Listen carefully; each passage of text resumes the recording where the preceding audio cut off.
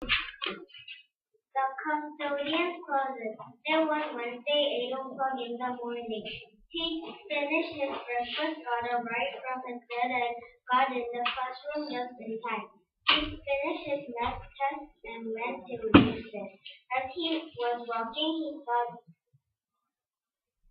I would hate division forever. That was when he saw the custodian going into his closet.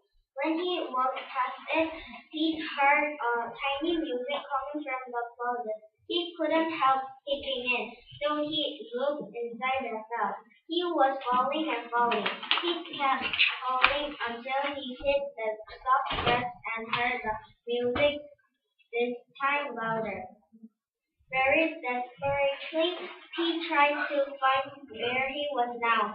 He found that the hole he fell through had just disappeared.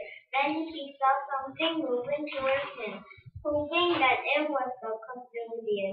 He ran to see it. He was shocked to find out that it was not the custodian, but a mole.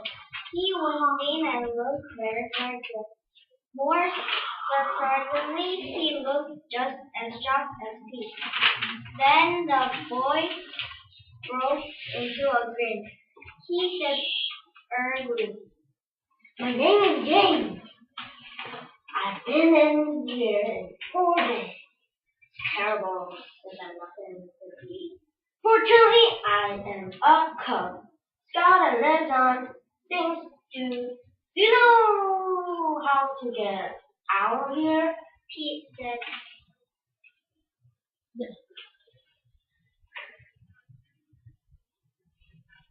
No, I don't. James said. There's a tunnel with dragons in it. I have not been able to go through. Even worse, there's a desert tunnel.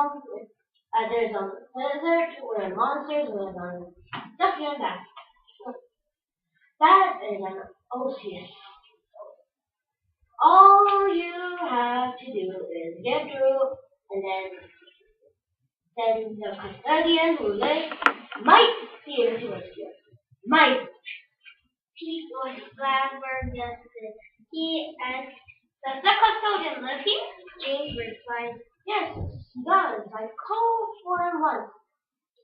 But he did not notice that I was there by the way. You should better go. Else we are not going to be able to get out today. Just then there hovered a small dragon in the air and popped down right in front of them. James was scared to death. Not Pete. He was not. Pete found that he was a baby dragon. He was tamed by Pete in a very minute. With the help of Kenzie, Pete got him to fly with them on his back. Pete saw that the dragon could thunder, lightning, and fire out of thin air. They had hope of living as long as Pete's candy was in silk. James tugged on Pete's sleeve and said,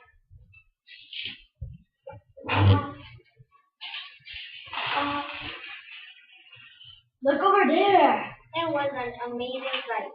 A humongous rock wall was right in front of them. There was a big tunnel or a cave. You could not see the end no matter how hard you tried. But believing James, Pete took them on their dragon that he came towards the big tunnel. Inside there were horrible dragons clearly not happy to see Pete and James. They were both frightened, but they did not want to show it. Pete felt very worried, thinking what would happen if they did not make it. It was just then when a big ball of fire came towards them at a blinding speed. It had the diameter of about 30 centimeters. Instinctively, they both stopped. It sailed over them, missing them by inches. They found out that the huge dragon was behind them.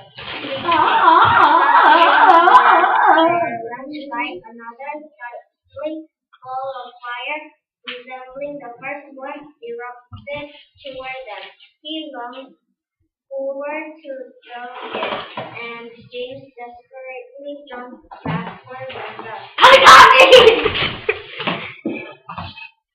James, where are you? He called out.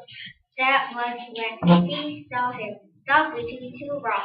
James waved in the air on the peak of a lysaurus, which was from his pocket. The dragon snatched him and the lysaurus and ate the lysaurus greedily. I was lucky that I had not eaten that piece of lighter yesterday. He said, "That's good thinking." Pete answered. They were almost out of the tunnel with no more dragon attacks. They let out a sigh of relief, but there was the biggest dragon of all charging toward them. This one was twice as big as the others. The dragon they had seen conjured lightning out of thin air and followed out thunder made the bright line of lightning hit the charging dragon. There was an amazingly big explosion, breaking the rock wall in half. The rock wall tumbled before them, but they were out. Cold one! James reverted. I agree. Pete replied. Their dragon was panting very clearly, not as inert as before. They entered the priestly habitat of monsters. There were volcanic cliffs and peaks. The view was indescribable and great. There were monsters, a lot of them. They managed to get past the monsters until they saw a very big one, nearly as big as the Empire State Building, as Pete described later. The monster had not seen them because they were too small, but no matter how they tried to, they could have not avoided collapsing into it. At that very moment, James fell off the dragon and fell on his hands, and he had to get back. He flew onto the ground and picked up a rock. Flew out off the ground and lifted onto the sky. Bracing himself, he went down, fell just like that on the decline. He did a pendulum motion, swinging the hand which he held the rock in and pitched underhand just as he did in baseball. Oh.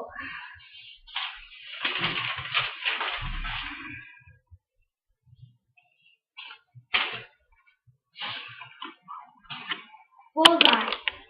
He thought it had hit the monster hard on the face. James fell off and Pete was on the ground. He flew beside James and grabbed him by the hand. After they got onto the ground, James said to Pete, "Thank you, man. I owe you one." Thanks, man! I owe you one! They were almost out of the monster's habitat. He said, "We're as good as that now." That was when he saw the monster half the size of the last one. Just outside he saw the monster, but the monster saw that and with one swift movement grabbed Pete by the leg. Now James was the one thinking that hard. Suddenly he saw a big bird fly at him, and for a second James thought he was going to get sliced too. The bird left an enormous feather, matching its size. A light bulb went on inside his head. He picked up the feather and tickled the monster on the foot, making the monster giggle frantically. It dropped Pete and stumbled back. James caught Pete and quickly flew out of the habitat of the dragon. Pete told James, "We're even now, man." They got big gulps of water from the oasis and saw a castle in the distance. When they got closer, they saw a sign which said, "The Castilian's Musical Castle." They got inside and Pete somehow back in class, listening to his teacher read the social studies textbook out loud. James was in his own class too, but mysteriously it was 5 days earlier.